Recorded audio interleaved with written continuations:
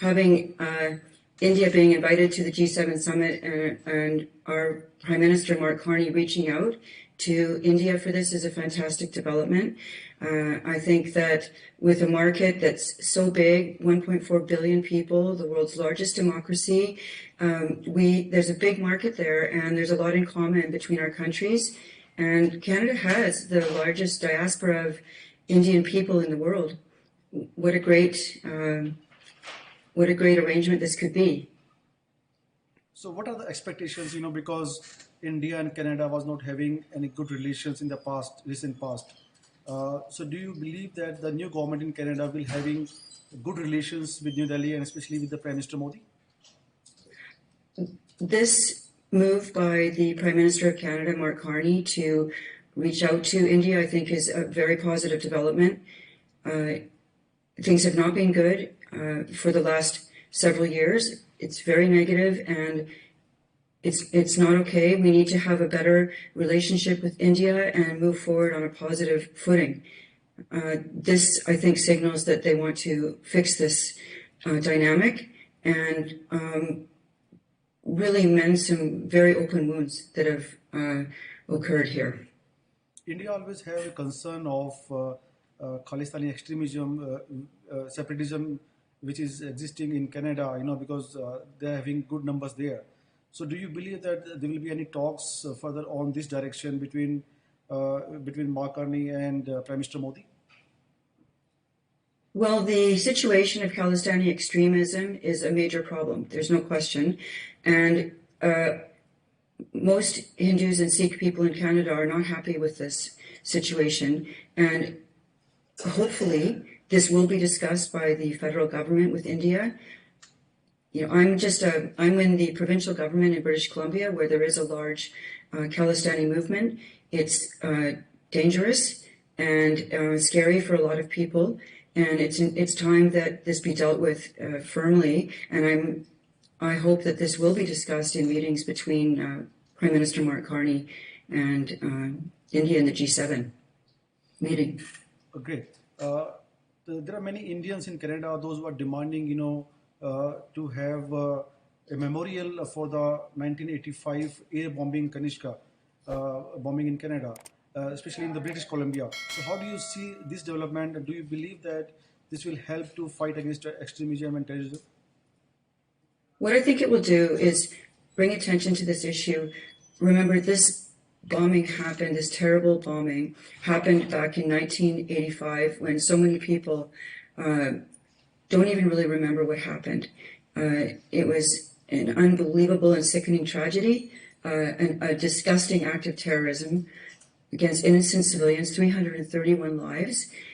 And right now, there's only one little plaque about this event in our largest park in Vancouver, Stanley Park, and pushing for a memorial that actually I'm working on right now here in British Columbia to push for a memorial, a place where people can go and young people can go and read about it and see and understand what happened would be extremely educational and helpful to perhaps healing some of the wounds. I mean, you can never heal what happened there.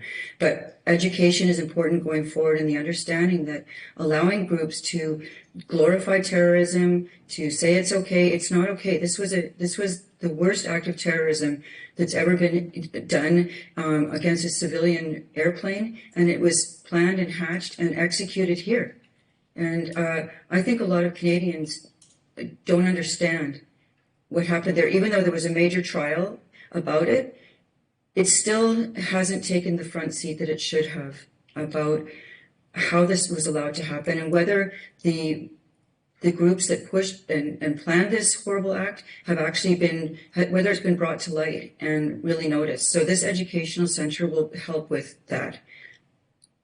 I think that it's needed right now because, as you know, last week, in the BC legislature, several rappers were invited to speak in the legislature or to visit the legislature, and they were called out to, and they got shout outs from people from both major parties here.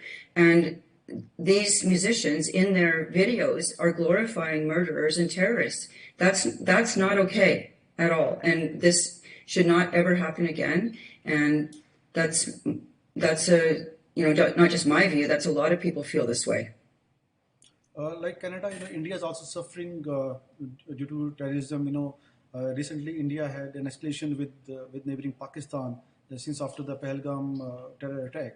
So, do you believe that this visit of Prime Minister Modi in Canada, as he's participating in the G7 summit, there will be a close talks on eradicating terrorism between both the countries? Well, obviously, I can't say what they'll be discussing, but I would imagine that this is going to be top of mind for Mr. Modi and for Mr. Carney. And I can't imagine that this issue would not be addressed between these two leaders.